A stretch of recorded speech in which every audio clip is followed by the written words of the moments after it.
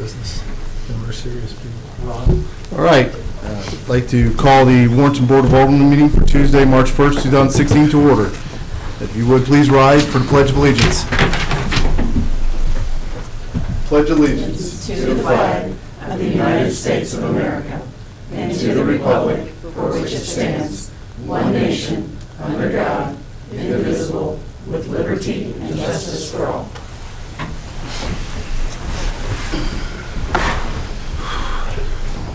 Next item on the agenda will be the consent agenda. First item on the consent agenda is the regular meeting minutes from February 16th, 2016, and the monthly finance report. I'll entertain a motion to approve the consent agenda items. So moved. Second. Motion made by Alderperson Casserly, seconded by Alderperson Hawley. If I get a roll call vote, please. Alderman Dreyer? Yes. Alderman Hawley? Yes. Alderperson Casserly? Yes. Alderman Ock? Yes. Alderman Della? Yes. 5-0. Next on the agenda, we're hearing from the public. We ask that you keep it to a 5-minute maximum. Please step to the podium and let us know who you are and who you represent, if you represent anyone, and we'll hear what you have to say. All right, not seeing anyone. Move on. Next item is hearing from the Board of Aldermen. Any comments? I didn't.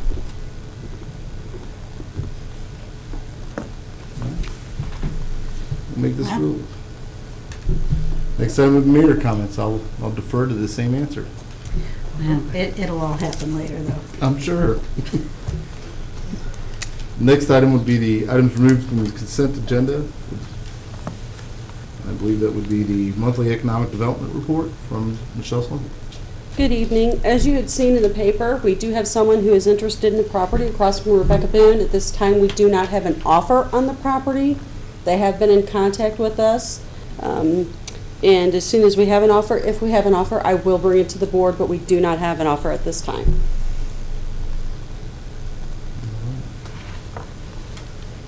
Any other questions? Comments? All right, appreciate it. Next item would be the introduction of Eric Schneider for maintenance laborer at the WWTV. Mayor and Board, I'd like to introduce Eric Schneider, working at the wastewater treatment plant. Welcome, Eric. Welcome, Eric. Nice to have you My aboard. advice, don't fall in. Don't fall. That's good advice. The good advice. Really good advice. Nice to meet you, Eric. Good luck. Thank you. But you have to stay. Don't listen to her. Nobody else listens to her. You don't have to. She's speaking out of jealousy right now. Next on the agenda would be discussion topic, and the discussion topic tonight would be the property line between Agape and the city property. You skipped. Skip. Oh, I'm sorry. My apologies. The Greater Warren County Economic Development Committee, or Council, Steve Etcher. Sorry about that, Steve. That's quite all right. Well, good evening. Thank you, Mayor, Board of Aldermen, for the opportunity to come to you tonight and talk to you about some of the activities of the Economic Development Council. To start with, let me first of all thank you for your support of the EDC and encourage you to continue to support the exciting activities that's going on within that organization. Just to give you a real brief kind of update of what's been happening with EDC and what we're working on this year, I'll share a few numbers with you. First, since the Economic Development Council began, we've announced 7 major projects within the region. Within those 7 projects that have been announced, there have been 318 new direct jobs created. We're actually in the process right now of doing an impact study to figure out the number of indirect jobs that were resulting from those activities, both through construction and ongoing supply. Those 7 projects also generated more than $114 million in new private capital investment within the region, which many of our tax-paying entity, our tax receipt entities would love to have. But we didn't stop with those 7. We're currently pursuing a number of other projects for our region. Our pipeline of projects right now, we have 16 projects that we're currently working on. 1 which is pending announcement. The remainder of those projects, we are competing for 1,460 new direct jobs and more than $1.2 billion in new private investment is what's at stake with those 16 active projects. One of the ones within that pipeline that I just want to call your attention to is one that's a little bit different than than we normally respond to, and that is a project, codenamed Project Hope. It's a major national call center project, and we actually pitched portions of the outlet center as prime real estate for that type of activity. And we'll keep you posted as that project continues to move forward. They were traditionally looking for plug-and-play space, but that's actually kind of a scarce commodity in the marketplace right now. So we think we have a very attractive proposal for them with that particular property. In addition to responding and pursuing industrial prospects and leads for our community, we also try to make sure we're building a foundation for solid economic growth. And this year, in addition to managing those projects, we've got 3 key initiatives we're working on, and it's product development, policy development, and existing business support. Just briefly, in product development, the 2 products we're working on this year is our people and our places. Talent within the workforce is going to be one of the key drivers as we move forward to attracting businesses to our community. So we're continuing to work with our educational institutions to put training programs in place to respond to that need. You may recall reading in the paper over the past several years, we've done welding programs through St. Charles Community College and East Central College, and we're going to continue that with St. Charles Community College this year. And we've got a couple other training initiatives that we're working on as well. Our second most important product is our places, those things that's very unique to our region we have to offer that make us attractive in the workplace. We're always looking for available industrial building and available industrial land. But there's actually becoming scarcer. As we land projects, properties that consume for other uses, we're working now with property owners to make them help them understand what's important, what businesses are looking for, and how to have a shovel-ready site available. In addition to working with the property owners, we're also working with the utility providers and the communities to make sure those properties have their due diligence done, that we can serve them with utilities, and that the zoning has been completed if there's any change necessary there. The second facet was policy development, and this is probably no surprise to you. We're not an advocacy group. We're an economic development organization. But one of the policies that's being debated that will have a direct impact on our ability to attract businesses to the community is the potential of putting a toll on I-70. As Economic Development Council, we have taken that fight pretty seriously over the last year and a half and have continued to push to make sure we can prevent tolling on I-70. We believe that would put this corridor at an economic disadvantage, not only for the businesses we have, but it would impede our ability to attract additional businesses, plus it would have a detrimental impact on our existing community base. So we're going to continue to work really hard to try to make sure we can prevent tolling on I-70. One of the things we're going to be doing is next Wednesday, March the 9th, we're going to be taking a group of community and business leaders to Jeff City. We've got a day planned to meet with key leaders in the House and the Senate, as well as statewide offices, and let them know really what the impact of that toll would be on our businesses and on our communities. And we're not just saying we're against tolling. We're saying we'll support additional funding for transportation, but it's going to be a solution that is equitable and fair and balanced for the whole state. So I would encourage you, if your schedule permits, then you'd like to join us on that trip to Jeff City, please let me know. The more leaders that we have within the community show up, obviously the louder our voice will be. The other policy issue, and not quite as well known as tolling on I-70, is the state's effort to redraw the air quality attainment boundaries. Every 5 years, the Missouri Department of Natural Resources and EPA look at those areas of the state that meet air quality and don't meet air quality. And St. Louis has perpetually not met air quality, and as a result, they are considered or classified as a non-attainment area for air quality, which means any business that's coming into that area, particularly certain industries that come into that region, have to comply with additional layers of regulation to reduce the amount of emissions they have. And over the past decade, there's been a push to make that air quality attainment boundary the same boundary as the metropolitan statistic area, which Warren County is part of the St. Louis MSA. We don't believe that's a natural cause to have us included in that non-attainment boundary. So we're going to be working over the next year as DNR and EPA begins producing their policy to redefine those boundaries to keep Warren County outside of that. You know, that is actually a very competitive advantage for us right now, is we are as close as you can get to the metropolitan area without having to be in that non-attainment area. And we would hate to lose that competitive edge. St. Charles in that attainment area? St. Charles is part of the non-attainment area. Yep. And most people recognize it because they have those nozzles on the gas pumps that are different. But it's far beyond that. It's emissions and smokestacks. I know that was real important with Cascades Plastics. Yeah. Right. Yep. And it is the regulations and the permitting process for CertainTeed was very streamlined, very simple. because we were in an attainment area. We've got a lot of arguments that we can use to debate that boundary redraw. One of being, we don't have an air quality monitor in Warren County. So they're really only trying to incorporate this because they want the 435 square miles so they can reduce the parts per million on a larger area. But that's going to be a key policy issue that we're going to be monitoring very closely and working with. DNR will make their ruling in 2017, and EPA will confirm it by 2018. So this is the time that we have to be diligent in that regard. The third thing we're working on this year is really supporting our existing businesses. And we do this every time we hear of a business that's struggling, we go meet with them. If we hear of them trying to expand, we go meet with them. But we also try to make sure we understand what's going on in their industries.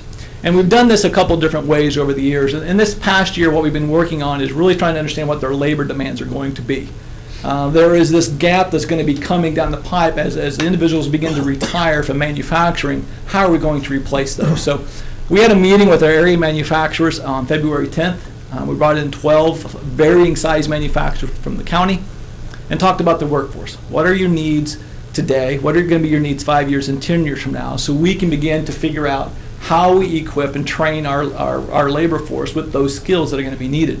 It's far more technical than it was 20, 30 years ago. And we need to make sure that we have the labor pool trained and ready to fill those voids as they become available through retirement and through businesses expansion. One of the other things that we do with our existing businesses is we have an employer panel or a business fair at the high school. And this is an event where we bring a number of businesses in front of the student body population and explain to them what career opportunities there actually are in their own community. Most students think they have to leave town to find the job of their dreams or to find a good opportunity. Few actually recognize what businesses are in their community and what those businesses do, and really what kind of unique opportunities there are for employment. So it's a great way to expose the student body to the existing employment base that we have here, but it's also a great way for our businesses to talk to the student body and explain to them what it is they need to be doing today to prepare themselves for a job here in the community. And it's just the simple things like, stay drug-free, stay sober, be able to pass that drug test, be able to fill out that application, be able to interview well. Know that if you get a job, you need to show up for work on time in the right frame of mind. So there's soft skills and technical skills, but it's a great opportunity for our business community to interact with our student body. Also, you may have read this past year, in October of 2015, we actually began operation of our transload facility off the Truesdale Rail Spur. This is a great asset for us. It not only meets the needs of existing businesses that are not located on that rail spur, it's a great marketing tool. We've got a lot of leads that are looking for limited rail access. What I mean by limited is they need rail access, but they don't move enough product that they can justify their own spur. So having this co-op spur is a great calling card for our community. It not only shows us we're responding to their needs, it also shows that the community is quite aggressive and progressive in meeting the needs of existing businesses. And as I mentioned probably 6 times already tonight, I've used the word region. We look at economic development really as a regional perspective. It really has a major ripple effect. And as much as I like to preach regionalism, and you all know my history, I believe firmly in regions, I thought you might like just a little bit of parochial information here tonight, a little anecdotal stuff for you. Certainty has gone through their initial hiring phase. They have begun production. They were extremely pleased with how their hiring process went. They have 85 individuals employed there now as they've begun production. Just so you know, 35%, actually let me back up, 75% of their workforce reside in Warren and Montgomery County.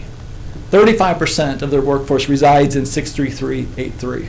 That's $1.5 million in annual payroll into that zip code by Certainty Corporation. I thought you'd be pleased to hear that. Another thing that we did is when we met with our employers, we asked them where their employees are coming from, particularly those in the manufacturing sector, because that's really what we're targeting right now. And we have more than 600 employees that we surveyed, and 32% of those reside within 63383. So this nucleus, this commerce center is very important to our regional economic development effort. That's why we appreciate having you as a partner, and we hope you'll continue to support the efforts that we're doing here within the greater Warren County area. If there's any questions or comments, I would be happy to field those. Is most of the effort of what your organization is doing relative to industry as opposed to retail? Is that a fair statement to say? Yeah, in fact, we classify it as primary employers versus secondary employers. We focus on primary employers. That is those employers that sell a product to the outside world. Secondary employer sells a product to the local market. Those are typically your retail and your service-based organizations. We don't necessarily just industrial development, because there could be some warehousing or some call centers, things that really sell a product globally that we attract as well. So we focus primarily on what we call primary employers. Yeah, I think one of the frustrating things sitting up here is you don't always see the direct impact when something's not in your corporate city limits, so the statistic is about the people living there is important to have. But from me, my perspective, one of the things that I think the city's trying to do is move down the interstates. And with the idea that ground to the north, ground to the south, immediately connected to the interstate is a viable option for industrial development where the city could annex in and bring services in. So as you look at where you try to direct future companies, how do you factor in where you place them or where you're showing them? Because sometimes you feel like, we all say, well, the city's so limited because there's nothing here. You gotta go to Truesdale, but the reality is, we've been going down the interstate for years. In my mind, the idea is, so you could pick up a 200-acre place just north on the interstate, annex it in, bring city services in terms of water, sewer, whatever it is. So does that part ever get discussed within these meetings, or when you're doing work with potential clients? Absolutely. One of the first things we did was we did an industrial site analysis that said, where are we best suited for industrial development? Where can we support it best? And what does industry really demand and want? And typically what they want is interstate access, if not exposure, and rail access, or rail in the vicinity. So we've got this incredible opportunity right along the I-70 corridor between the rail line and I-70 that is really prime property for industrial development. But then the next thing they look at is where are properties that are relatively easy to develop, can be served with utilities, and are already have completed their due diligence. And typically what we find is that's subject to what the property owner wants to do. So if there was a 200-acre tract north of 47, in fact, I've had conversations with a couple of property owners up there by your treatment plant. It's like, hey, how can we develop this for industry? We've given them some pointers and tried to get them in the right direction. If that developer says, I want to rezone this for industry and I want to we'll be glad to pitch it. We're always looking for property. It doesn't necessarily have to be right on the I-70 corridor. There are those that want to be back a couple of miles. They don't need that level of exposure. But what most companies like is convenient access to the interstate. And what that means is, can we get to the interstate without going through a residential neighborhood or through a series of stoplights? That's what they typically look for. So that leads to the follow-up question and that is the city's discussion about relooking at proposed interchange west of town. Does your organization have a position on that, or some thoughts about that you can share with the city? I'm not sure what I can really share. I mean, I think everybody's got thoughts about proposals, and as I think I've shared with people in the past, if you spend $30 million for an interchange, you want to produce a return on that investment. So you would want it to create access to incredible amounts of new development opportunities. Quite honestly, if you look south, the topography really limits our ability to develop. You look north to the plains and the prairie, there's opportunities up there for development as long as there's a tract of land that can be developed for industry that does not impede surrounding land uses. Great opportunities will exist, but you have to preserve that land. You can't have an industrial park sit right in the middle of a subdivision or right adjacent to subdivision. So if there was an opportunity to preserve some tract of land for that, I think there would be great benefit. You could get a return on that investment, and that's typically what we would encourage. How would you look at the development north? I mean, one of the key problems on developing north is Highway 47 limitations. You got a nice 4-lane road going south. North, you've got 2-lane road with curbs and ditches, no sidewalks. Mm-hmm. So it would require significant input of funds from either the state highway department or the city or somebody. Does that look like that impedes people from considering north? I think long-term, you've got to be looking at 47 saying it's no longer a residential and a collector street. It's a major arterial street that's going to be serving your community. It's got to be widened at some point, if not to 4 lanes to 5 lanes to give you that turn lane capacity. If you don't, you're going to really choke the growth opportunities. So I think that's something, even if the State Department doesn't have the resources to do it, to me that would be a local priority that would be worth really looking at seriously and saying, what can we do? What kind of incentive or mechanism we put in place to generate revenue to build that highway out? you probably need to do the same thing south, but I really think north has more growth potential and Well, would benefit so- from that. So if I'm sitting on the board here and I have a decision between an intersection west, which could have potential growth, An or put interchange. interchange west, which could have potential growth, versus an investment in going north on 47 to widen the road, which would be the more viable option from the standpoint of industrial development? Do you have an opinion of that? Or? You know, I'd have to study that, but I would say the litmus test for both businesses is am I within 5 miles of the interstate? Okay. And can I get there without going through a residential neighborhood? So no matter where you're at north of 70, you're within 5 miles of an interchange of Interstate 70, so I think we can pass that test. In my mind, I'm saying 47 is a higher priority for 2 reasons. One, it opens up opportunities for multiple types of development. It will open up residential development, commercial development, and industrial development.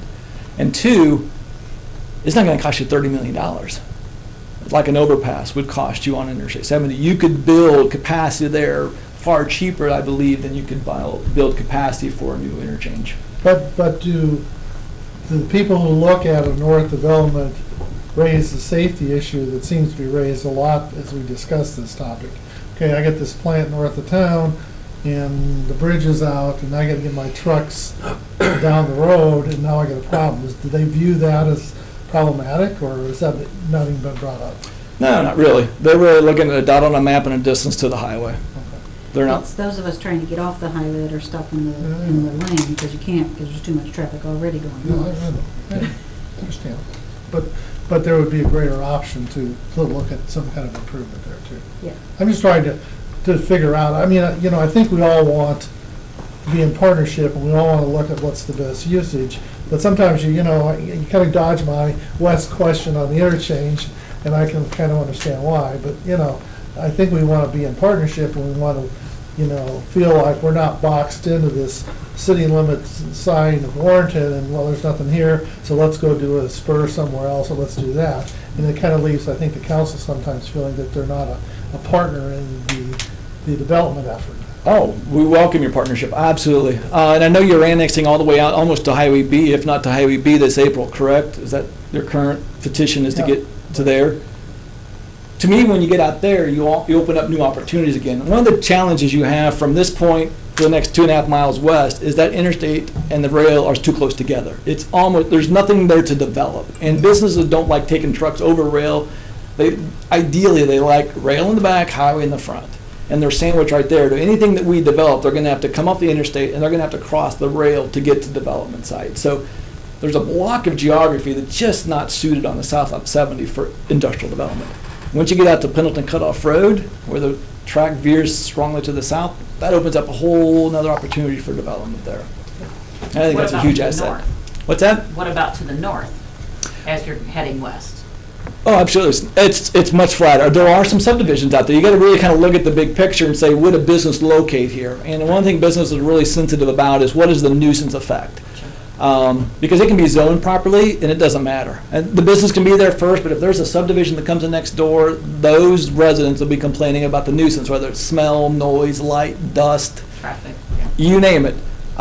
So you always just got to be really careful about that. That's why it's kind of nice if you can kind of keep it along a major corridor, because then you kind of can put a buffer behind you and you got natural buffer in front of you with a major corridor, rail, highway, something like And that. don't we have when I was first on the board, we were urgently trying to pass that agreement to develop a corridor. That's how we got certainty in there in the first place. So that whole area there is already in that economic zone, correct? That is Or actually what part of the the term enhanced enterprise zone. Yes, thank Yes, yeah. How far east does that extend? That extends east to South Stringtown Road. That is it's based on census blocks. It's a calculation by the census. It's a number, not a geography. It's an income thing. So there's no rhyme or reason. There's some prime areas for development that's not in the enhanced enterprise zone because they are in a different census block. So it kind of follows this odd shape from the west to the east and stops at Stringtown Road.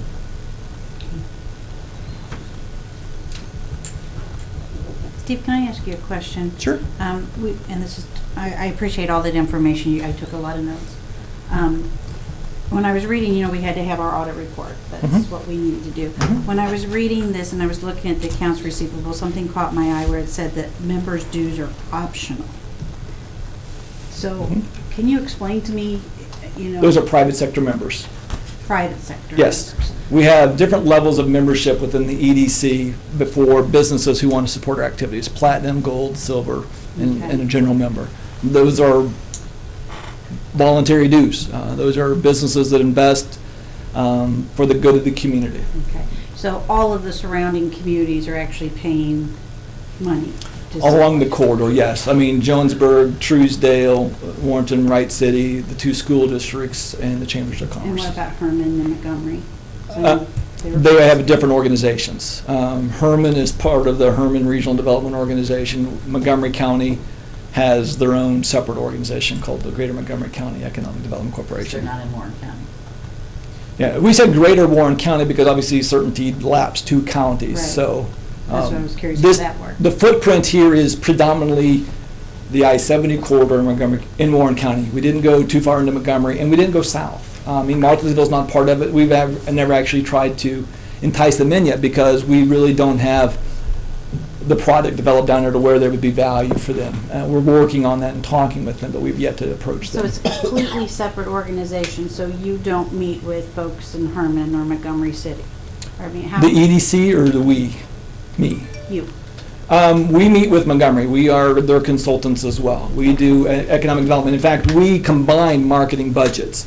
Marketing for economic development gets really, really expensive. So the 2 economic development councils, Warren and Montgomery County, formed an organization called Access STL West. That's the brand by which we market the region by. And we market it all as one region. So when we go to a trade show, we are Access STL West. We are the region west of St. Louis. That's how we are known. And so that takes in Warren and Montgomery? Warren Montgomery, and that's just for marketing purposes. For project management, for existing business support, those are more geographically defined. What do you see the city doing for your organization other than paying our dues? Well, obviously, paying your dues is a great start, but any level of engagement that we can encourage you and entice you to participate in, we would welcome. What does that look like? We need infrastructure. Believe it or not, I believe industry is going to be built on, where'd our new guy go? Sewer. If we don't have sewer capacity, and we don't have communities investing in sewer capacity, we can't accommodate these businesses. If we don't have communities and water districts willing to build water capacity for us in the right locations, we can't have a product that's attractive to the marketplace. We need your help identifying properties and getting those properties properly zoned. Honestly, the marketplace is so intense right now. Businesses have been holding onto cash for quite a while. And now all of a sudden they're starting to say, we should have been growing 5 years ago, but we've been hoarding our cash. We need to move quickly. They're looking for existing buildings. If they can't find an existing building, they're looking for a greenfield site that can be built. But if it's not zoned properly, if there's not utilities nearby, we're out. We're not even in the hunt anymore. It's that time sensitive. So as a community, I would encourage you, let's get the infrastructure in the right locations. Let's get the zoning and all the due diligence done. So when a business calls and says, we're looking for 40 acres or 80 acres or 100 acres, we've got a product that's ready that they can start turning dirt on. I guess from the standpoint of, let's say you're looking at a 200-acre tract just north of the city, zoning. So the hope is if it's properly zoned in the county and they permit use, then the city can offer services like water, sewer, whatever it is, and then they would annex into the city. But sometimes you got to depend heavily on what the county's going to do. There's a lot of behind-the-scenes intergovernmental cooperation has to occur, because when a business comes to visit our community, we don't even want them to know where that black line is on a map. We don't want them to know if it's a different county or 2 counties or a city versus county. We want all those agreements and understandings developed behind the scenes, so when the community presents to the company, it's a unified front. And it takes work. It takes a lot of time to get that done, but it's essential. We can't do it without intergovernmental cooperation. You done? Nothing else? Any other questions? All right. Well, thank you so much. Thank you.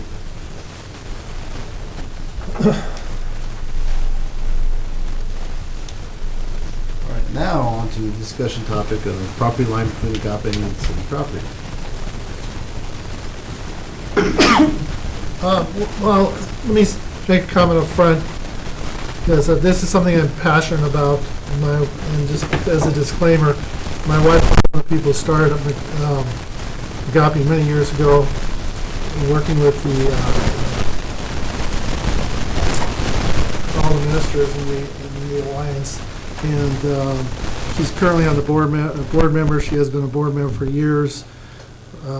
She and I wrote the IRS letter. Judge West Dalton wrote the legal to sort of find the corporation, so it's something that we're involved with. She's not a compensated person. She's never been compensated, so I don't feel like I have any conflict from the standpoint of that. It's just something that I'm pretty passionate about. So as we go through this, I just wanted to lay that on the table to make sure everybody understood. That you're actually passionate about something? Yeah, that's kind of shocking, I know. So maybe what we ought to do is kind of go over and recap the issue so the people in the public have an understanding of what that issue is. And so let me try to do that, and then if I got it all screwed up, somebody can fix it up for me. So a number of years ago, the ambulance district had a building by the water tower that's south of, I don't know, what street's it? It's on Powell Street. On Powell Street. And the ambulance district, and I remember this at the time, I think it probably was even on this board, expanded their buildings to put in 2 additional bays going to the south. And in the process of doing that, involved the city engineer and everything else. Well, typically on the board, when we see property line issues, maybe the property lots, the building's 2 feet over, a foot over, 6 inches over. This thing is over the line by 15 feet? By 50. So this is a huge, so the ambulance board was allowed to build on the city property by a huge amount of ground. And so it wasn't I don't think it wasn't, in my mind, it wasn't an intentional error. It was something that probably there was some recognition there. And the issue we have now, if I recall, is twofold.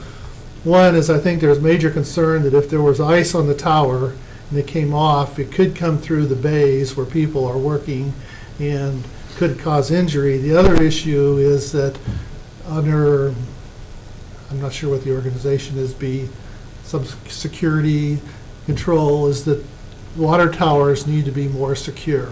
Correct. And when you have the bay or the building 15 feet over the line, the question then becomes, how do you secure the water tower from a terrorist or whatever would want to get in and impact the water tower? And so that's really the core of what we're talking about, is how do we rectify this situation.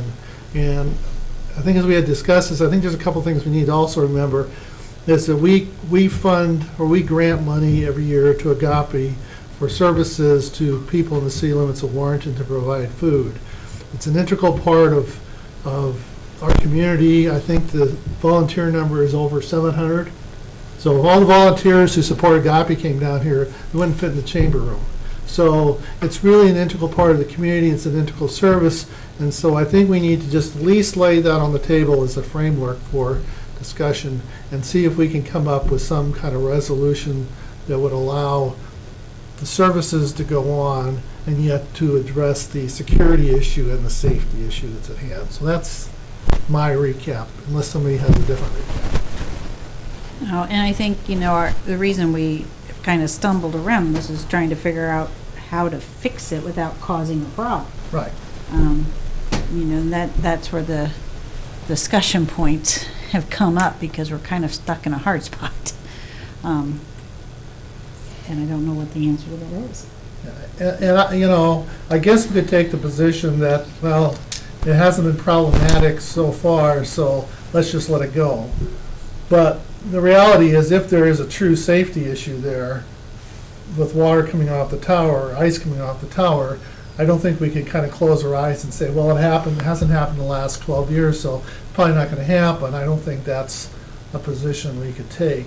Nor do we want to take a position of, well, if national security isn't worried about it now, let's wait till they come along and say, gee, your water tower's screwed up, and then deal with it. I think we'd rather be proactive and come to a solution on this issue that benefits Agape and benefits the city.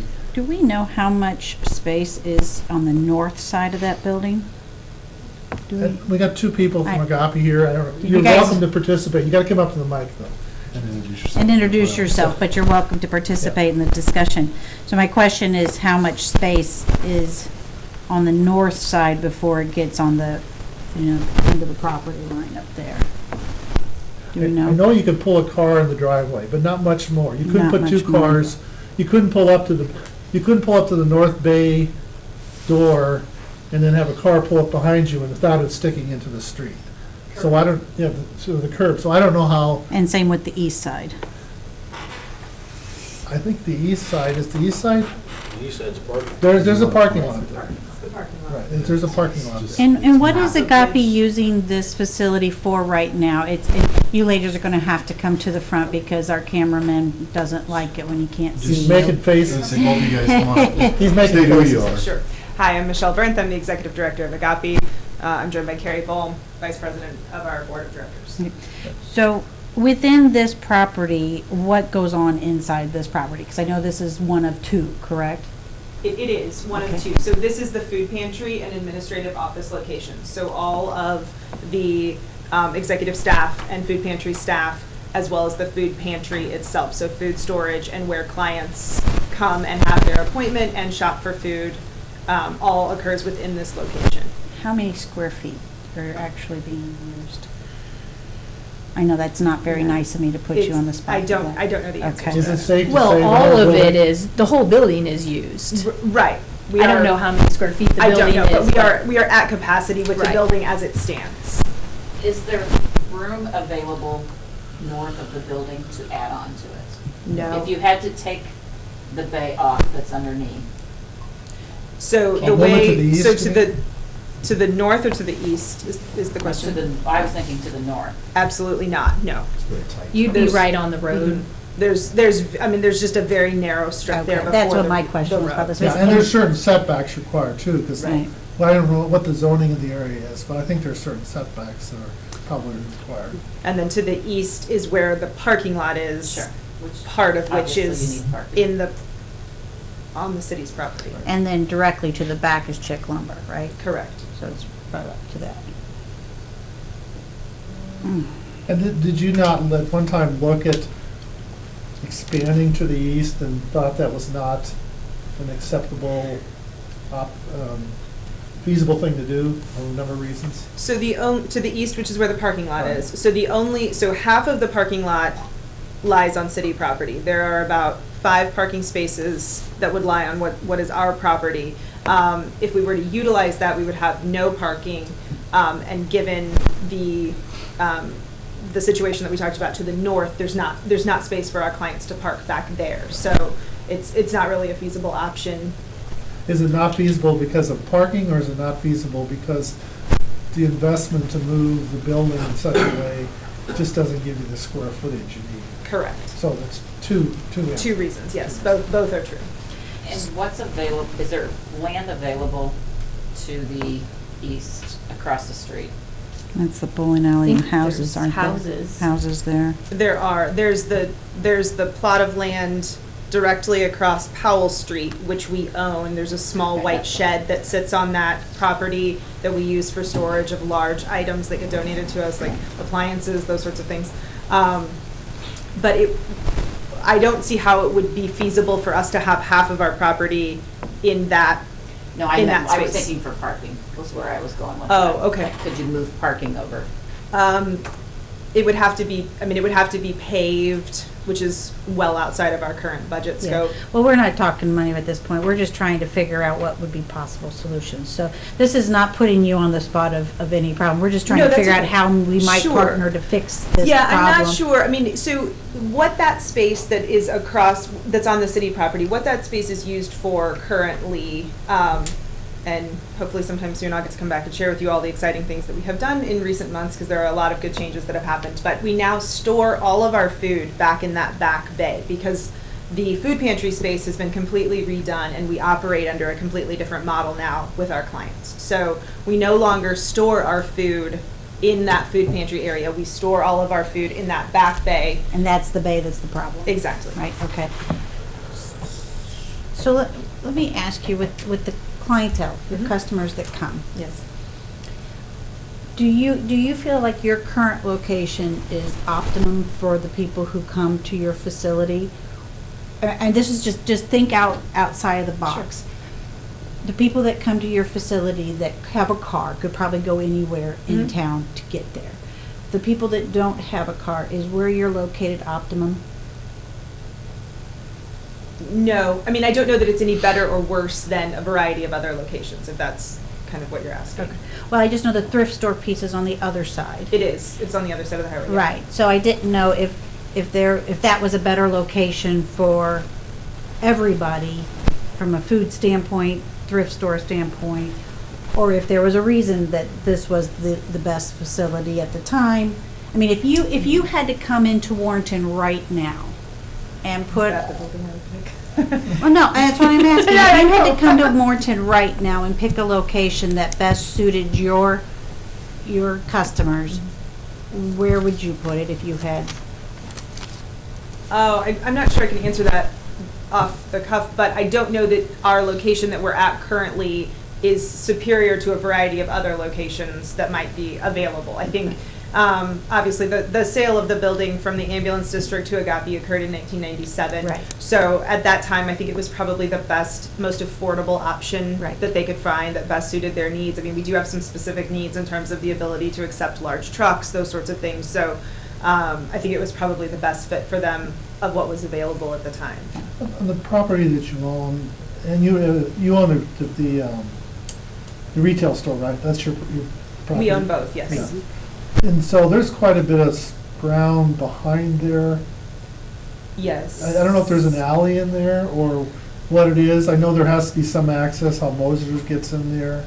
Yeah, there is access behind, so you can drive around our building, and there's a big parking lot back there, and then there's land behind it. Right. I'm not really sure how much exactly land there is. Well, and it backs up to the villas that are back Right. there. I don't think there's that much space back So there. let's just dream. That's what I was I asking. love throwing stuff on the wall. Because this is our discussion So- topics. We so, can dream, right? Yeah, that's what it is. So ideally, I'm guessing, and you could tell me I'm all wrong, if you could put the food store and the retail store next to each other, it would certainly be maybe more functional. There would be advantages to being closer Right. together, certainly. Yeah, and certainly from clients to walk, I mean, it's Sure. just as safe to walk north as the south. It's probably better because Powell doesn't have any curbs and gutters, if I recall right. There's ditches. I'm into curbs and gutters, that's my thing. If you ever watch meetings, you'll find out. So, and I would assume you get a certain base of clientele from all over the city. I know that since the Wright City Pantry had to be shut down because of issues with Methodist Church, that those people are now being bussed in who can't through Oates or different means of. So access on and off the highway in the north location. So if we were just dream, if there was enough room behind there to put the food pantry there with administrative offices, is that something that may be feasible? Or maybe, I mean, and I realize you can't answer those, but so that would be one dream.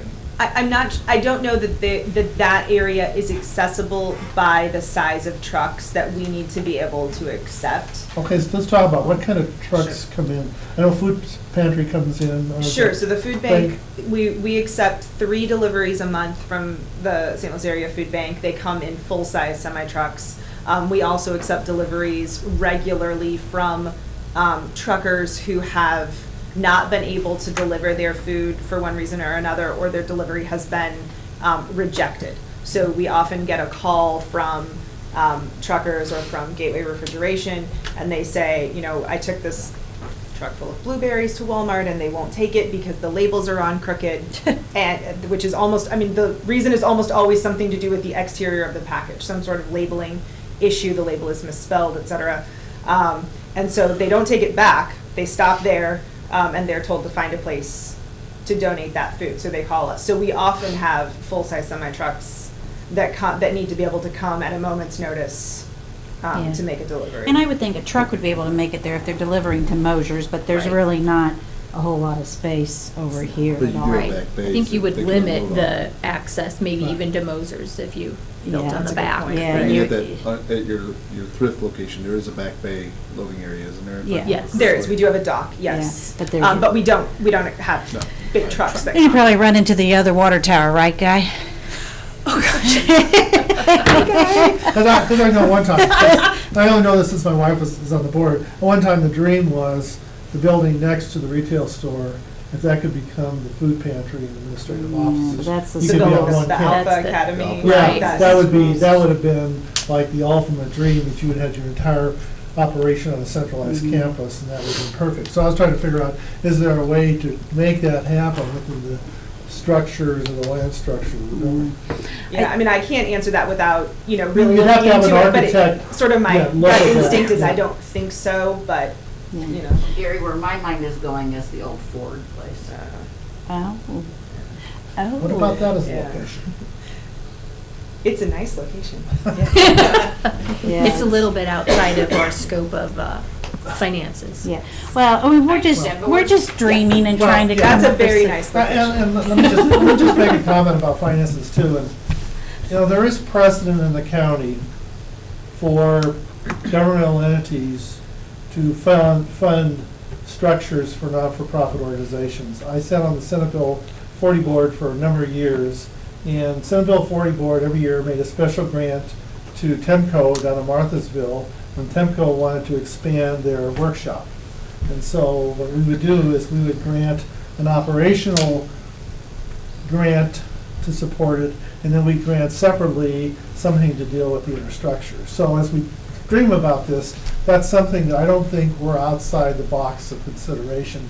It's certainly from a precedent standpoint. Now, whether you agree that's different. But there is precedent in the county for doing that kind of stuff. So as we dream, we realized that, how large is your organization in terms of gross dollars?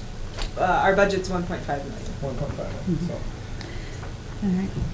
Well, I think we've had some good discussions. I think, I want to make sure that you ladies understand that what we're trying to discuss here is how can we fix a problem that we here did not, well, Gary maybe, didn't create because none of us were on the board at the time, but we are going to find ourselves in an issue with this water tower.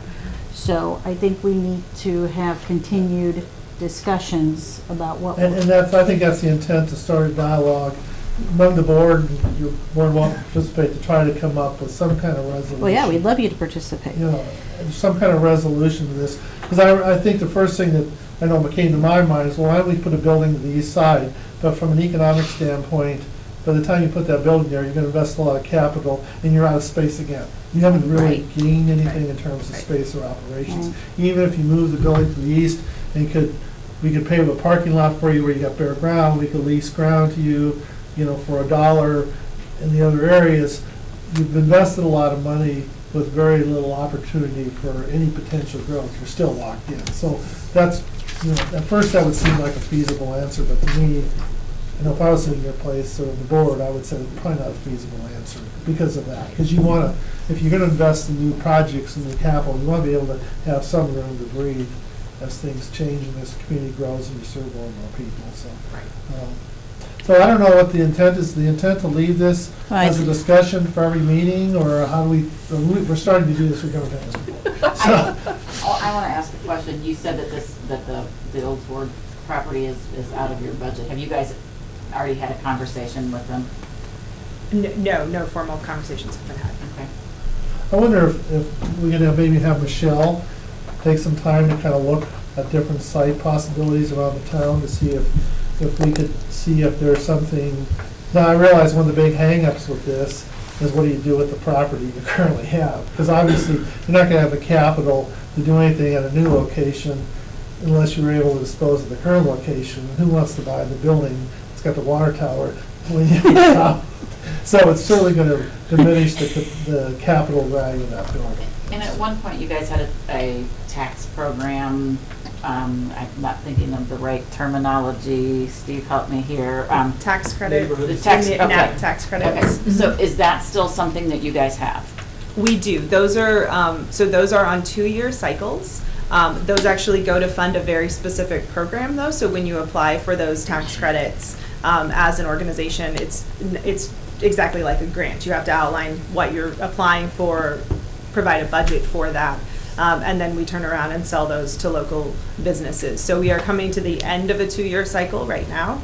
And we will actually apply within the next 2 months for a new 2-year cycle, which we hope would be funded. And can those funds be used to construct a new, or to purchase a building? No, they are not for capacity. So, Steve, you're sitting here. You're Mr. Grant guy. What are your thoughts? Well, you want me to sit up on my? Yes.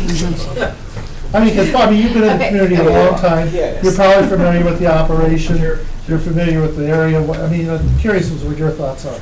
I'll talk to you later. Well, we've actually tapped into some CDBG, Community Development Block Grants in the past to help Agape acquire those facilities. The Neighborhood Assistance Program they're talking about is traditionally used just for operation, not capital expenses. The amount of credits they allocate for capital expenses has diminished drastically over the years. May not even be any left for that. But I would say find your ideal solution. Come up with this plan. If it's building A and we're going to consolidate, there's probably an adaptive reuse for that building that you have on Powell Street that somebody Could lease out I mean, without the bay. Without being on, I mean, just on their own property, not on the city's piece of it. Right. I mean, to sit here and say, let's go after a grant, there's grants out there to do it. There are grants to help build community facilities, but I think you can only go back to the well so many times, and I think the fact that they've tapped it twice in the 20 years that I've been around, I wouldn't hang my hopes on that completely. Right. But there are new programs out there. I mean, USDA Rural Development has some programs that might be a tool that you would want to tap into to help capitalize it. It may be one of these things where it's a partnership. You know, maybe it's where the cities and the counties, you guys all support Agape. They do great work. Maybe that's where you provide space in some sort of collaborative, cooperative way. And they're probably not in the business of buying and building real estate. I think they're diverting every dollar they can to help the people. Right. So for them to think about a capital project at this point is probably counter mission to them. Right. But that's an opportunity for the other public entities to surround them and say, let's tackle this together. Yep. That would be my thought. And if there's opportunities to get grants, let's scratch the surface and see what's out there. There may be some opportunity to help offset some of those costs. Mayor, Yes. you've reached our point. Yep. All right, I thank appreciate you. it, folks, and I think we've had some Thank great you. discussions. Not that we're ending it, I think it's just opening up something we can Lot of continue discussion discussion. on. So, I appreciate it, folks. Thank you. We do have a time allotment on these. We didn't tell you that, so. We didn't know either, did we? No, I didn't know it. Well, we do. Next item on the agenda Next would time be- we're not letting you talk too much. We just don't hit it very often. Yeah, next time, Gary, you have to shut up. This is only the second. The first one is fireworks. That wasn't that hard. Next item on the agenda will be the fireworks sales in the city. Oh, how convenient.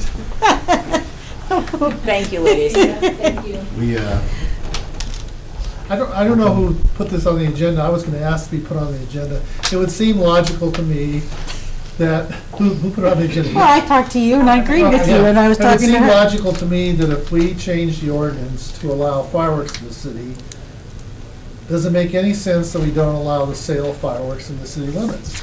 I mean, so you're saying you can go over to the tent right outside the city limits and buy our fireworks, walk across the street and shoot them. So why do we have a situation where we don't allow fireworks sales in the city? Isn't that the next logical thing? I mean, it's not a business that goes on year-round. It's certainly time limited. Maybe an opportunity for a civic organization or just a local entrepreneur to do a business thing, generates revenue for the city. It just seems kind of silly to me that we would allow fireworks in the city, but we wouldn't allow the sale. And I Right. realize there's issues with fire protection and all that, but those issues exist whether it's in the city limits or And not. I agree, but I think it's a double-edged sword as well. I think if you allow the sales of fireworks in the cities, it may encourage more violations within the city without, outside the parameters of the time frame we're talking to allow. But I do agree with you, it also makes sense in another way, so. Well, but I think you could certainly put a time period. I mean, you could say, you could have fireworks sales year-round, but you could also say, we'll allow you to do a temporary business for a 6-week period or 4-week period from this date to this, and, to run that operation in the city. Yeah, I think just like they do in Wright City and Truesdale and. Yeah, I'm not a proponent for a full-time fireworks What? place in the city. Wright City has fireworks. Yeah, it's right outside And the- Truesdale has, well, it's right there and. No, I'm talking about the full-time Phantom. I Oh, would no, be I mean the majorly part-time. concerned about the safety issues and the proximity of other structures if something were to go up. Well, that's why I think. To you me, look at that's pretty zoning. major. Yeah, I think you look at zoning for that, and you would say, what are the criterias? If you're gonna put up a temporary structure, it has to be X number of feet away from these structures, it has to have access to fire hydrant, I mean, the outlet mall's a prime parking lot for something like that. I I mean, all I that could think extra- of several places in town that aren't in close proximity to buildings that would certainly be a place that you could do that for a number of months, or for a month, and I don't, and you got the fire department, who could also put in the ordinance that the fire department has to approve the location of the structure in order to, the step I think would be, if we are interested in doing this, we need to go to P and Z with the issue and have them look at what zoning areas are like or where it'd be permittable. To me, an industrial area in the city is a permittable area. Now, it's gotta be done safely. So, Do you have any input on this? Well, I represent a client who gets a permit every year in the city of Cottleville for the sale of fireworks. It's very restrictive in what they do. It's a $10,000 to $15,000 permit for the 3 or 4 days that they can sell. I think they actually do week-long permits. They went to the voters to approve the permit so they could charge the permit fee. Cottleville, I don't know if you guys are familiar, but they got basically along that one roadway, they've got like 6 or 7 stands. It's big business. It's extremely profitable. They basically set up the tents, come in, sell it for a week, and I think it's like a 300 or 400% markup on them. So I think it just would be a question for you guys how, I'm sure there's cities that probably charge little to no fees. You may have, I got to do some research on it because I think there's a statute that may require you to go to the ballot to charge the permit fee. Most of the places in St. Charles that charge that you can buy fireworks at, and in Valley Park, St. Louis, are $10,000 to $15,000 to $20,000 for the permit fee just to have the right to sell the fireworks. And I think you guys would just have to give me some guidance on what direction you would want to go, because you basically, I think Gary's right, you would zone the area where you would allow kind of the tent city, if you will. And then you would decide what further regulations you would want on that regarding storage, overnight storage, sale, how long, and if you guys wanted to consider charging the permit fee or not. I would not be excited. I'm excited. So, I guess. And I would think there might be organizations in town that may be excited about doing that as a fundraiser for their organization. I mean, you could think of, and I don't have any basis for saying names of this, I've never had a conversation, but you would look at, is that something that the Fair Board, for example, could look at, because they got a lot of land, as something they could do to supplement what they're doing, or Strauth Elks, for example, because they have a huge parking lot. And so I think it's an opportunity for organizations to bring in support. And that's kind of where I'm at. So is it more the consensus of the board to ask for more education on Right. what other cities do and how they approach it? Yeah, I think that'd be. Jim, what do you think? I'm not necessarily against it, but I think we need to do a little more research. I don't think I've ever sold fireworks in the city limits since I was a kid. Only from outside the city limits. But I mean, to be able to see more research before we even started entertaining a decision. Would you like to That's see fine. more? Chris, why don't you get us more information on that? Maybe we can do a survey of what some of the city fees Just and to show us ordinances are. before we Yeah. proceed any further on it, just let's look at what sure. parameters they put on it and permit wise and everything else. Absolutely. And for the fees, public intentions. information, that's not something that would be in place by this year. Well, I think that's going to be kind of up to you. It would be pretty difficult to do, especially if you guys decided to do, to do like Cottleville does, where it's a $10,000 fireworks sale permit. But those have to go to issue the permit, that would have to go to the voters to allow that to be in the Correct. ordinance. Yeah, if So- that's what you guys wanted to do, because it's very restrictive, the list of who you can license and charge a fee to. So most cities have gone on firework permits to go to the voters to get approval to, have a business license and a fee to, basically make it so you can charge that kind of fee. So we can, kind of put a survey together and get you guys some information on it. Please do.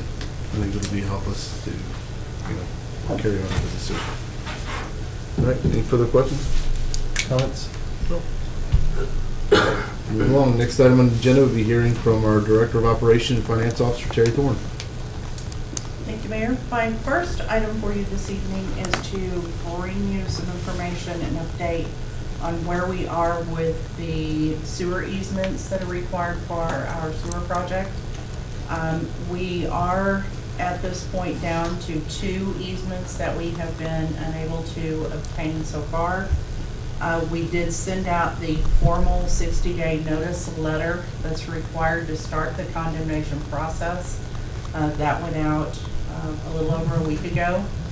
It does require a 60-day notice, so the date, the first date upon which the lawsuit would be filed would be May 25th of this year.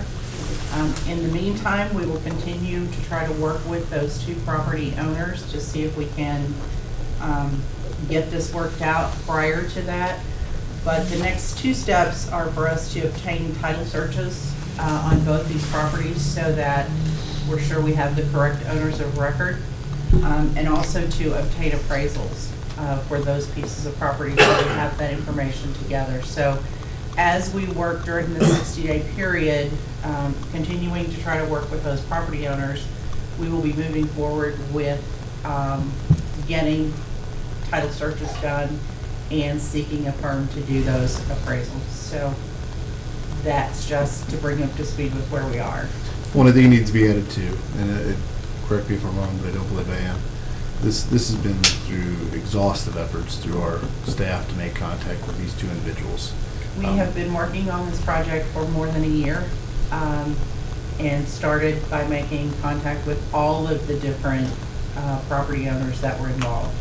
I just want the public to understand that it's not just something we arbitrarily throw out there. I mean, we go through a very lengthy and strenuous process to try and contact the owners. If they don't want to contact us, then this is the last step. We are at the last step that we have to take with that. I think the other thing, and correct me if I'm wrong on this too, public should understand is what we're trying to do is run expanded lines, basically parallel, going north of town from Water Street Station, which is south of the interstate, crossing the interstate, going north, basically paralleling where we're at right now, but giving us more capacity of service in those areas. And That is correct. that's the function. It's not like they're talking about, let's just want to line arbitrarily through here or arbitrarily through there. It's kind of upgrading what we're currently doing. And so that's really the issue. That's correct. Thank you. Any questions on that? We pretty much Okay, answered. yeah, Thank we'll you. move on. My next item for you is a request for approval to pay the Greater Warren County Economic Development Council's invoice. This bill is actually $11,000. We received it back in August of last year, and you were awaiting receiving the audit report, which you all had in your Dropbox for tonight. So my request is to obtain approval so that we can get them a check and get this invoice paid. Any questions or comments? Make a motion that we would pay the $11,000 invoice that's submitted by the Greater Warren County Economic Development Council. Second. Motion made by Alderman Ock, second by Alderman Deloy. Roll call vote, please. Alderman Holly? Yes. Alderperson Casterly? Yes. Alderman Ock? Yes. Alderman Deloy, Yes. Alderman Dreyer? Yes. Motion carries 5-0. Now we get to see if Steve's gonna stay for the rest of the meeting. Should be a requirement. You never know what else we might need it for. My next item for you is a request for approval of the renewal of the workers' comp insurance. At this time last year, I was very sad to report that we had a significant increase. I am happy to report this year that we actually have a premium reduction of 12%, or about $11,400. This is primarily related to a reduction in our experience mod factor, which went from 1.35 to 1.27. We still have at least 1 year left in the years that are considered in our premiums. That was a very high year for claims, so it's going to be at least a couple more years before that particular year falls off. But this year, we were very successful in reducing the claims and reducing the dollar amounts. We'll continue to work on that, and hopefully we'll get this number back down to something that's a lot more reasonable than where we've been for the last couple of years. Let me ask Karen something, since she's our I was work waiting comp for you. expert. She lives and breathes this stuff. Is the mod factor simply a math calculation, or is it, if the city does more and more training, does that factor into it, or Well, is we're it simply actually, math? no, the mod factor is simple math based on our class codes and our payroll amount and the expected losses based on our peer group in the state. And we should really note the amount of work that our city has done. I think there was something like 120 or something toolbox talks and stuff last year. I am sure we're doing it I mean, regularly. they've really put a lot of effort into it. We are actually receiving a little deviation, which, as I've told Terry, and I'm sure the underwriter won't watch this, I wouldn't have given us with that mod as an underwriter. So we're getting a 15% decrease on already, which, you know, with an experienced mod like ours, normally is not given. In addition to that, we do receive a dividend discount because we're part of a fund and not an individual account with an individual company. So we do get credit for that. So I think this is a very fair insurance renewal quote for our experience, and I think it's upon us as a city to continue the safety measures that have been put in place. It's very, very important. I wish Brandy was still here for the meeting because she deserves some credit for working diligently on the safety initiatives, because it is not easy to build a safety culture. And one silly, stupid, non-thinking moment can cost the city a lot of money. Does that answer your question? Yeah, no, that's great. Any other questions or comments? Not seeing any, I'll make motion to approve the work comp insurance renewal with Missouri Rural Work Comp Trust in the amount of $82,267. So moved. Second. Motion made by Alderperson Casterly, seconded by Alderperson Hawley. If I could roll call vote, please. Alderperson Casterly? Yes. Alderman Ock? Yes. Alderman Deloy, Yes. Alderman Dreyer? Yes. Alderman Holly? Yes. Motion carries 5-0. My next item is a report from the Tourism Commission meeting on February 23rd. They met and recommended approval of one item for the city of Warrenton. It is for a 20-foot by 20-foot tent with sidewalls. We rented one of these last year for the fall festival. Cost us $1,150 for that one day. This tent would be purchased, we would own it and be able to use it not only again for the fall festival, but also for things like hometown Christmas and some of the other special events. Total recommended amount was $2,078.96. Questions or comments on this? And this will be stored, storage of this isn't an issue. No. Any questions on this side? All right, I'll entertain a motion to approve the recommendations of the Tourism Commission in the amount for the tent for the amount of $2,078.96. So moved. Second. Motion made by Alderman Ock, seconded by Alderman Smalley. Roll call vote, please. Alderman Ock? Yes. Alderman Deloy, Yes. Alderman Dreyer? Yes. Alderman Holly? Yes. Alderperson Casterly? Yes. Motion carries 5-0. Then I have a couple things under operational updates. At your desk tonight was a copy of the frequently asked questions that the Village of Innsbrook is planning on sending out to their residents in regard to the out-of-state vehicle sales tax that you'll remember we have coming up on the April ballot. My question for you this evening is what type of educational piece you're interested in having us send out to our residents, so that we can get started with putting that together, getting it printed, and make sure that we get it out in a timely fashion. This would be a folded brochure type situation. If you remember, we did a large size postcard for the bond issue education piece. So those are at least a couple of the options we have. We have found in the past that less information tends to be read more Yeah, than. that's what I was gonna Way say. too much I really verbiage. like to Too many have it, words, but too many words. Bullet points on one So card. then I'm gonna take that to mean we're gonna do a large Yes. postcard. Yeah. We'll do the pertinent questions and answers on the back Keep it simple. and keep it simple and mail that out to all of the residents of our city. yes. Okay? Anybody have any questions or comments on that? I believe No. that's, I will positively say I think that is the best direction we go. Okay. Couple of other things, the newsletter that you all contributed articles to, thank you very much, will be out in homes next week. They should start seeing it at the very first part of the week. It's at the printers now. I think they're close to being completed with printing, so then it goes straight to the mail and out to homes. So look for that next week out in your mailboxes.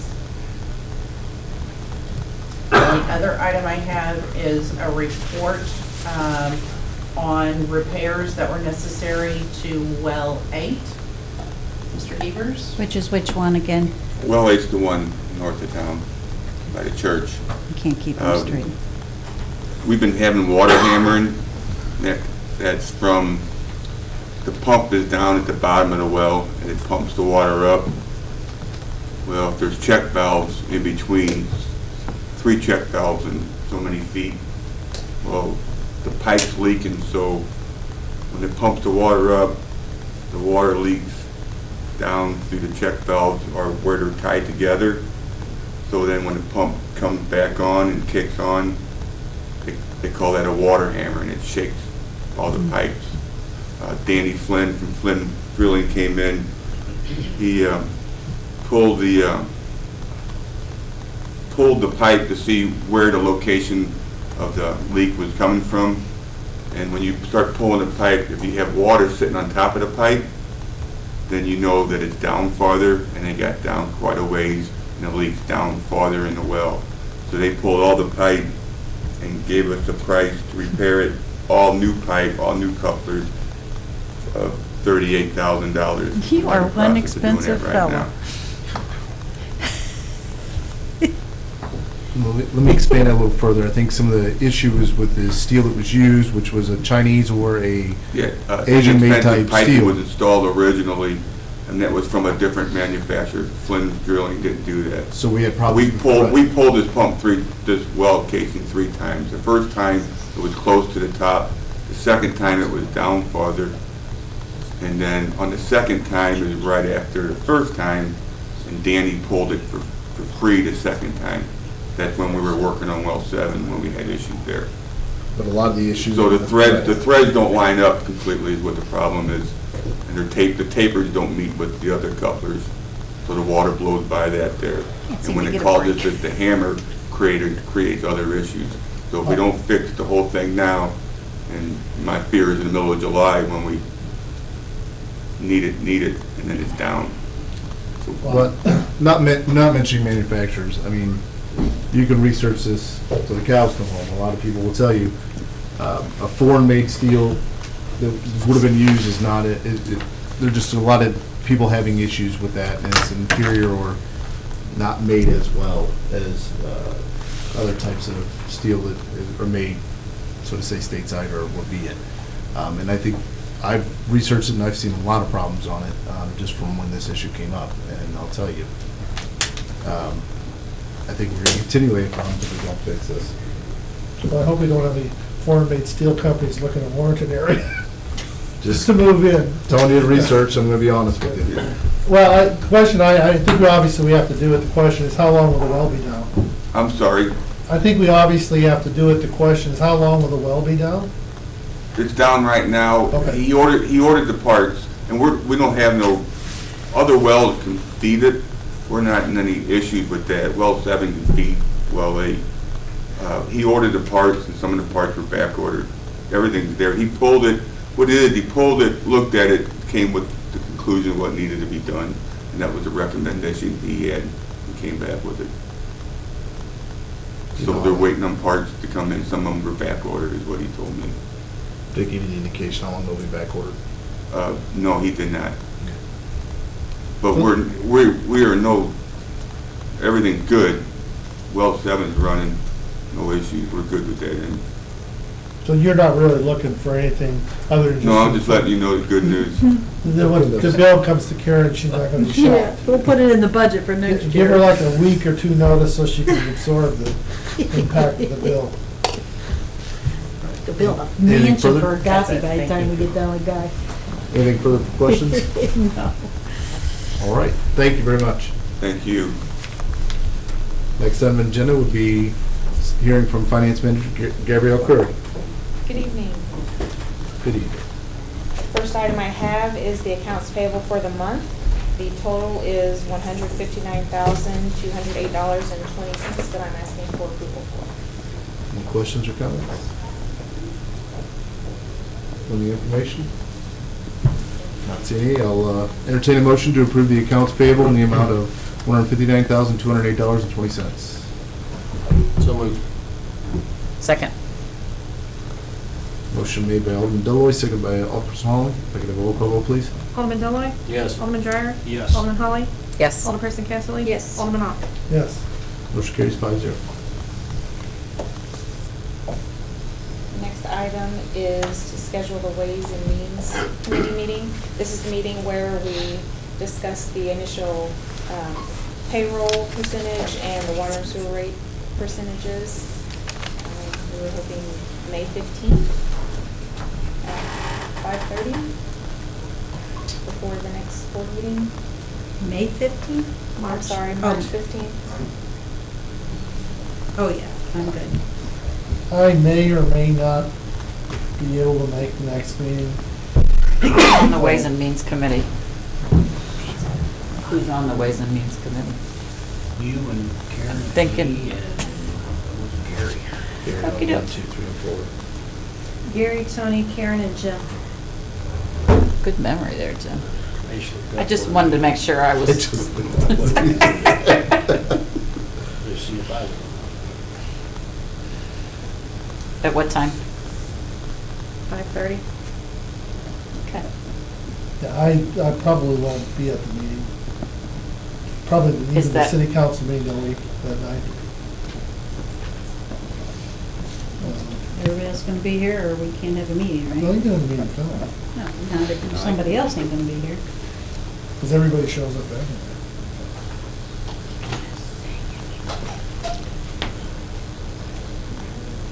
All right.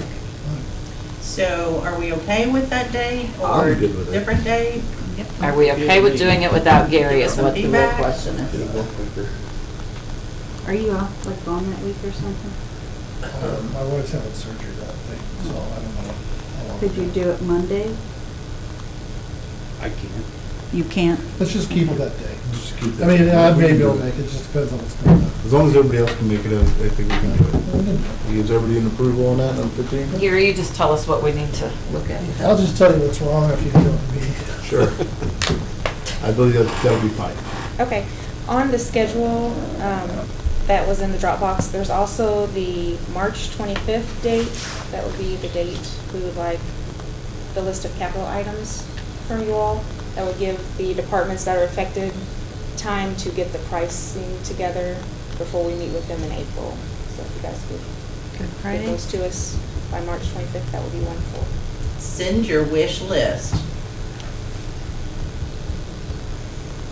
Everything I had on last year's list, ditto. Everything- Oh, surely we did Everything something get done. else. Everything get done. What was that? I didn't hear what you said.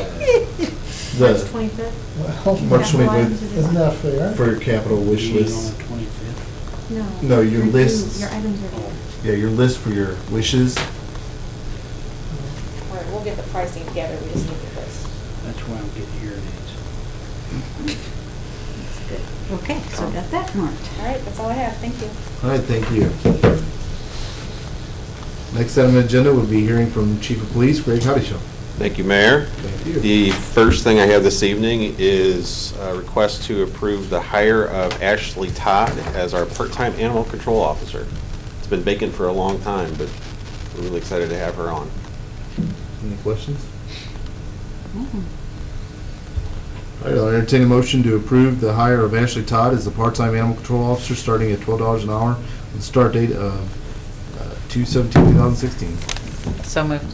Second. Motion made by Alderman Smalley, seconded by Alderman Dreyer. If I can have a roll call vote, please. Alderman Dreyer? Yes. Alderman Holly? Yes. Alderperson Casterly? Yes. Alderman Ock? Yes. Alderman Deloy. Yes. Motion carries 5-0. How good is she at catching cats? I'm not sure how good she is yet. She's still kind of learning the ropes, but Brenda's excellent. If you have an issue, They're running give Brenda a crazy call. in my neighborhood. Do it. They're outside my window. Yeah, she can come over to set a trap. I'll send her over to set a trap. Are you all right with that? That's fine. Got a hot spot. There you go. We'll do that. All No right. problem. The second item I have is I just wanted to bring everybody up to date on our I-70 operation. We really kind of took a slow tack on this because, safety was my main concern in endeavoring to get out there on the highway.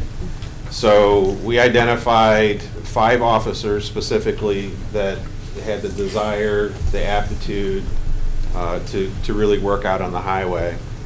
And then slowly kind of brought them on one at a time, made sure that they were trained properly, and did check rides with them to make sure they were okay out on the highway.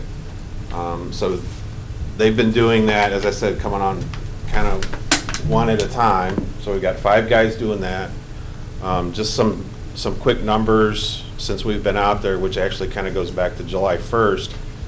Total of 266 stops, most of those were westbound. That averages out to about 33 stops a month. And they wrote a total of 192 summonses, which roughly equates to 24 tickets a month.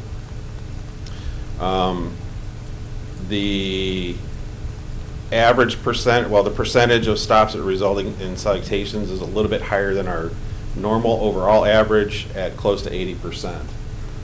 But I think when I tell you this next number, you'll understand why. The average speed of stops out there was 83 miles per hour. Wow. So people are flying through town, and I'd like to think that our guys being out there a little bit is helping out with our perceived, anyway, reduction of crashes out there. So far that part's working. The next step is really getting them ramped up for the interdiction part that we talked about, the drug interdiction part. They've already done one training with the East Central Drug Task Force. They came in and did a classroom portion, and then they all went out and hit the highway, and the task force guys were kind of identifying vehicles that they thought were good targets, and our guys were making stops, and I think they made probably 20 stops just that day, basically just trying to get the feel for that. So they're actually really excited about being out there and doing interdiction. And the next step from here is our officers are actually going to go do ride-alongs with the highway patrol interdiction officers so they can kind of get a different perspective and really get ramped up and increase their knowledge base going forward. So I'm hoping to see, and a lot of it's luck with the interdiction, but I'm really hoping to see some major outcome from that in the not too distant future. You know, you talk about most of that being westbound. I mean, what our goal was is to keep the drugs out of town, so I'm hoping they'll be facing eastbound. Oh, well, they absolutely do eastbound as well, and that's where most of their interdiction efforts are. Okay.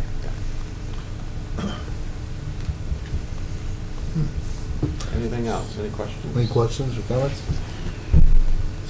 So, just to, again, refresh for the public, the typical scenario is an officer is out on an average day, 24, how many hours in a 24-hour day would an officer be out? You know, that's not something that we're tracking. Okay.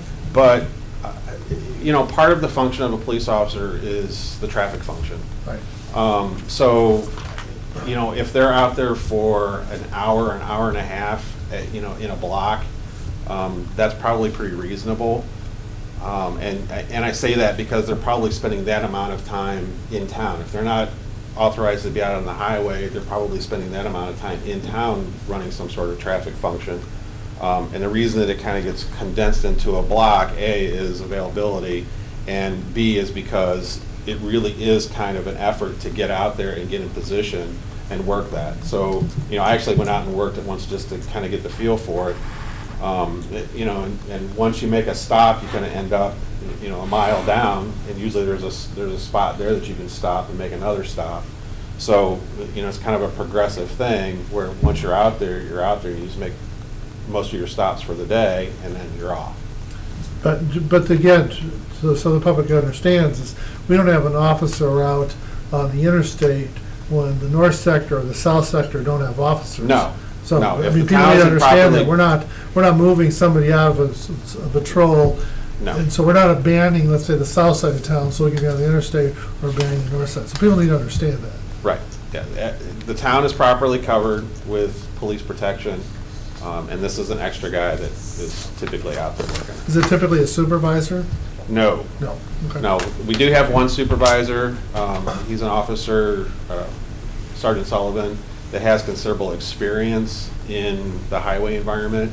So I'm leaning on him to, you know, sort of keep track of, you know, who's authorized to be out there and make sure they're trained up properly. And, you know, so he's the only guy that's out there doing that. He kind of enjoys it, so it gives him a little bit of a break too. Thank you. Any other questions or comments? All right, thank you. All right, next on my agenda will be bills to ordinance. Entertain a motion for the first reading of bill number 7-16. So moved. Second. Motion made by Alderman Dreyer, seconded by Alderperson Holly. An ordinance amending section 210.710 of the municipal code of the city of Warrenton, Missouri relating to the use of fireworks. Entertain a motion for the second reading and passage of bill number 07-16. So moved. Second. Motion made by Alderman Deloy, seconded by Alderman Dreyer. An ordinance amending section 210.710 of the municipal code of the city of Warrenton, Missouri relating to the use of fireworks. Roll call vote, please. Alderman Holly? Yes. Alderperson Kessler? Yes. Alderman Ock? Yes. Alderman Deloy, Yes. Alderman Dreyer? Yes. Motion carries 5-0. Before we go to the next one, I'd like to thank our Boy Scout representative for staying awake this entire meeting. We kept you here a little longer than the last time, huh? Thank you. Just remember our discussion. You can get them good. All right, move to executive session. I'll entertain a motion to approve to go into executive session for personnel issues. So moved. Second. All those in favor? No. I'm sorry. Roll call vote. Alderperson Kessler? Yes. Alderman Ock? Yes. Alderman Deloy, Yes. Alderman Dreyer? Yes. Alderman Holly? Yep. Yes. Motion carries 5-0. We are so adjourned to executive session.